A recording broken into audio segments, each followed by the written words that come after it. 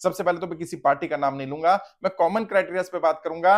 लेकिन जब भी आपको किसी पार्टी से टिकट चाहिए तो आपकी पार्टी का क्या पैरामीटर है उसके बारे में जानकारी ले लीजिएगा, हमारी टीम से संपर्क कर लीजिएगा, वीडियो के डिस्क्रिप्शन में नंबर भी मिल जाएंगे। मैं आपको फॉर्मेट बता दूंगा किस पार्टी का क्या क्राइटेरिया है। मोटे मोटे तौर पर 10-15 क्राइटेरिया हर पार्टी के होते हैं पार्टी वाइज। बीजेपी की बात करें तो 17-18 क्राइटेरिया है, कांग्रेस की बात करें उसमें भी 15-16 क्राइटेरिया है, और भी क्षेत्रीय दलों का 10-15 क्राइटेरिया फिक्स होते हैं। मोटे मोटे तौर पर क्या क्राइटेरिया रहेगा? सबसे पहला सबसे बड़ा फैक्टर है विनिबिलिटी फैक्टर, जीत की संभावना। यदि किसी उम्मीदवार की जीत की संभावना है तो यह हो ही नहीं सकता वो पार्टी उस उम्मीदवार को कंसीडर ना करे, कोई भी हो, चाहे आप किसी भी पार्टी का एग्जांपल ले लें, किसी पार्टी का नाम ले लें, अगर वहां आपकी जीत की संभावना होगी, चाहे किसी भी आधार पर, जातिगत समीकरणों के आधार पर हो, धार्मिक समीकरणों के आधार पर हो, ध्रुवीकरण के आधार पर हो, किसी मुद्दे के आधार पर हो, आप चेहरा बन गए हो, आपके परिवार के आधार पर हो, आपके नाम के आधार पर हो, आपके किए गए कामों के आधार पर हो, आपके संगठन के आधार पर हो, यदि आपकी जीत की संभावना होगी तो आपकी टिकट की संभावना होगी। ये डायरेक्टली प्रोपोर्शनल है, जितना ज्यादा जीत की संभावना उतना ज्यादा टिकट पाने की संभावना।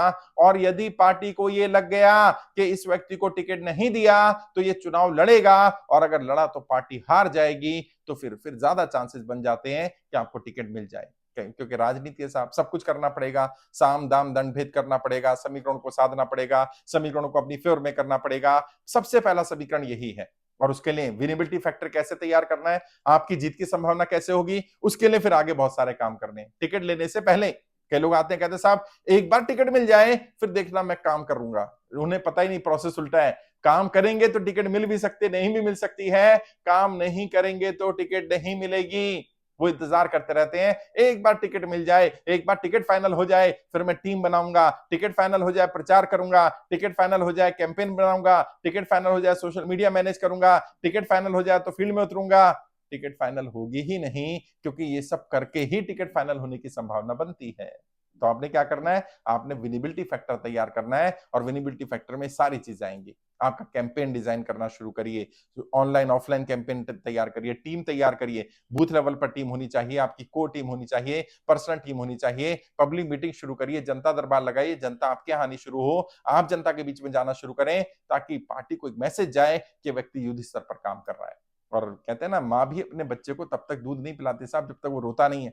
और पार्टी क्या है? पार्टी माई बाप है।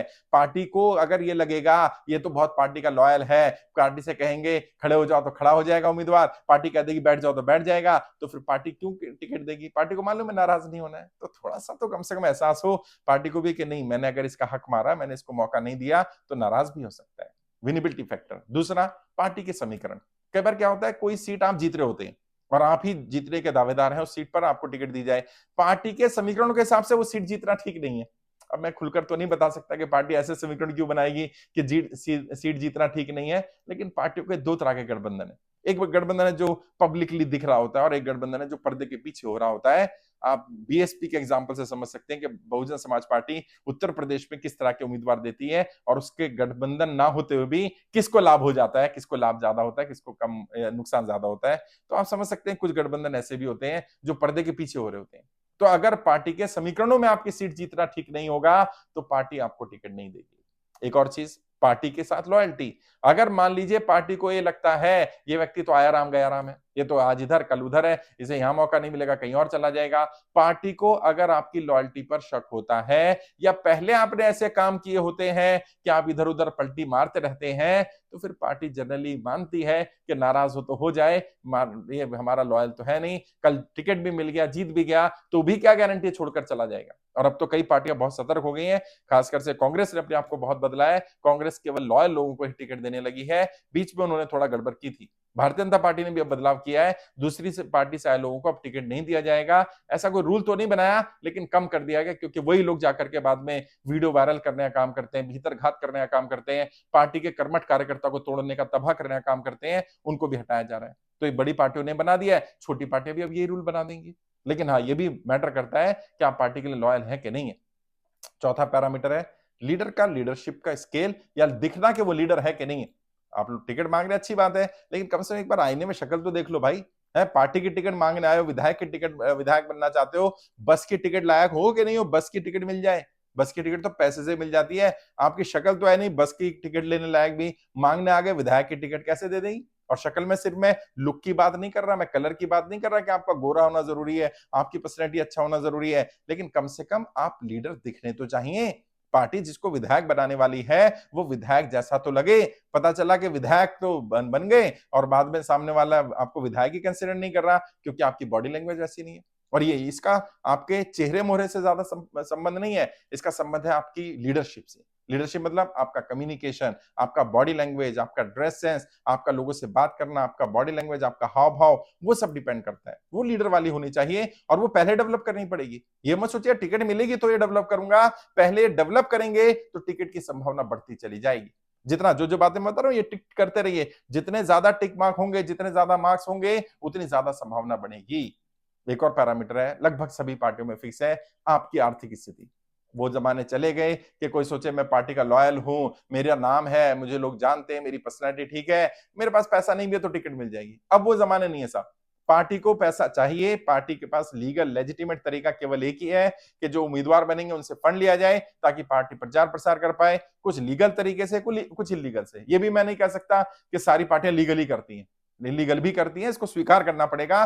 कब तक हम झूठ बोलते रहे, नहीं नहीं पार्टियों में बड़ी सफाई है, शुचिता है, वहां पर करप्शन नहीं है। पार्टियां करप्शन का अड्डा है एक्चुअल में, वहां पर ब्लैक और व्हाइट में दोनों में काम है, व्हाइट में कम है, ब्लैक में ज्यादा है। कई पार्टियों में तो 90% पैसा ब्लैक में ही है, ब्लैक में लिया जा रहा है, ब्लैक में ही काम हो रहा है। लेकिन हाँ चलेगा, आपकी आर्थिक स्थिति का ठीक होना जरूरी है। अगर आप आर्थिक रूप से मजबूत नहीं है, अगर आपके पास दफ्तर नहीं है, गाड़ी नहीं है, आपके पास साथ चलने के लिए 10 20 50 लोग नहीं है, आपके पास बढ़िया घर नहीं है, बढ़िया बैठने की व्यवस्था नहीं है, पूरी पूरी संभावना है पार्टी आपको टिकट नहीं देगी, शायद आपको कंसिडर भी ना किया जाए। और कोई सामने वाला उम्मीदवार पार्टी को फंड भी दे रहा होगा, उसके पास गाड़ियां भी होंगी, प्रचार प्रसार की सामग्री भी होगी, टीम भी होगी, लोगों को मैनेज भी कर पा रहा होगा, पार्टी के पदाधिकारियों को मैनेज कर पा रहा होगा, और आप वो सब नहीं कर पा रहे होंगे, तो भले ही आपकी विजिबिलिटी फैक्टर ज्यादा हो, भले चीजें आपकी फेवर में हो, समीकरण आपकी फेवर में हो, टिकट नहीं मिलेगा। एक और पैरामीटर है, इसमें भी आजकल बहुत ज्यादा चलने लगा है, क्या? सोशल मीडिया पर प्रेजेंस। अगर आपकी सोशल मीडिया पर प्रेजेंस नहीं है तो चाहे ऑफलाइन आप कितनी ही प्रेजेंस कर लेना, पार्टियां अब उसको कंसीडर नहीं करती। आप पार्टियां मानती हैं आप काम नहीं कर रहे, क्योंकि कोई व्यक्ति काम करे और दिखाए नहीं, ये संभव नहीं है आज के जमाने में। बल्कि आज के जमाने में उल्टा होता है, ऑफलाइन काम नहीं कर रहे होते और ऑनलाइन प्रचार धड़ल्ले से चल रहा होता है। लेकिन आप ऑफलाइन भी करें, ऑनलाइन भी करें, आपकी ऑनलाइन प्रेजेंस बहुत मायने रखती है। विधायक बनना चाहते हैं, सबसे पहला अपने सोशल मीडिया हैंडल को इस लेवल पर लेकर के जाओ कि कम से कम लाखों में फॉलोअर हो। सांसद बनना चाहते हैं, कम से कम मिलियंस में फॉलोअर होने चाहिए, ताकि लोगों को पता चल पाए इसकी फैन फॉलोइंग है, इसकी फेस वैल्यू है, लोग इसे जानते हैं, जानेंगे उसे ही जो काम कर रहा होगा। लेकिन इन सब के बाद भी और बहुत सारे पैरामीटर हैं। जैसे मैंने कहा, हर पार्टी का अलग अलग है। आप किस पार्टी से टिकट ले रहे हो ये मैटर करता है। टिकट के लिए आवेदन कब कर रहे हो? अच्छा, आवेदन कैसे कर रहे हो? अच्छा, सर्वे में आपका नाम आया कि नहीं आया? नाम आना कैसे चाहिए? क्या काम करेंगे कि सर्वे पार्टी जब करवाए आपका नाम आ जाए? पार्टी के किन पदाधिकारियों से आपके संबंध ठीक होने चाहिए? किस पार्टी का क्या क्राइटेरिया और रहेगा इसके अलावा, वो जानना, वो समझना, अपनी पार्टी की रणनीति को जानना। कई बार हम पार्टी के ऐसे गुट में जुड़ जाते हैं जिस गुट का वर्चस्व नहीं है, और दूसरा गुट जिसके टिकट ज्यादा मिलने वाली है, उस गुट से हमारी दुश्मनी या नाराजगी है, और बाद में हमारी मेहनत, हमारे संसाधन सब बेकार हो जाते हैं क्योंकि हमारे गुट को टिकट ही नहीं मिलती। तो कौन से गुट में जाना है? गुटबाजी को समाप्त नहीं किया जा सकता। अगर संगठन बड़ा होगा, पार्टी बड़ी होगी, ये संभव ही नहीं है कि वहां गुट ना हो। बट कौन सा गुट चुनना है, कब चुनना है? अगर आप कहते हैं मैं गुट निरपेक्ष रहूंगा, ये नीति भी ठीक है, कुछ लोग चुनते हैं, लेकिन फिर गुट निरपेक्ष रहेंगे तो आपकी पैरवी कौन करेगा, कैसे करेगा, क्यों करेगा? आपको टिकट मिलेगी तो कोई दूसरा टिकट को काटने के लिए प्रयास नहीं करेगा, उसकी संभावना क्या है? उन सब पे बात करनी पड़ेगी, जानना पड़ेगा, समझना पड़ेगा। खासकर से वो लोग जो राजनीति में बिल्कुल नए हैं, उन्हें बड़ी दिक्कतें आने वाली हैं, उन्हें सब सीखना पड़ेगा। बिना सीखे नहीं होगा। कहीं से भी सीखे, कोई पार्टी का कार्यकर्ता सिखा दे, कोई सीनियर सिखा दे, कोई गॉडफादर सिखा दे, कोई हम जैसा इंस्टीट्यूट वाला सिखा दे, कहीं से सीखिए, बट टिकट लेने के प्रोसेस को जान लीजिए और पूरे प्रोसेस को एज इट इज फॉलो करिए। कब बायोडाटा बनना है, बायोडाटा में क्या क्या लिखना है, कैसे इफेक्टिव बायोडाटा बनाना है। अच्छा, पब्लिक का बायोडाटा अलग होगा पब्लिक के लिए, और नेताओं के लिए अलग होगा। तो नेताओं में कौन सा भेजना है, पब्लिक में कौन सा भेजना है, वो सब जानना पड़ेगा। कब क्या स्टेप होंगे, कैसे अपने आप को पब्लिक डोमेन में लेकर के आना है, वो सीखिए, जानिए, टिकट मिलने की संभावना जरूर बढ़ जाएगी।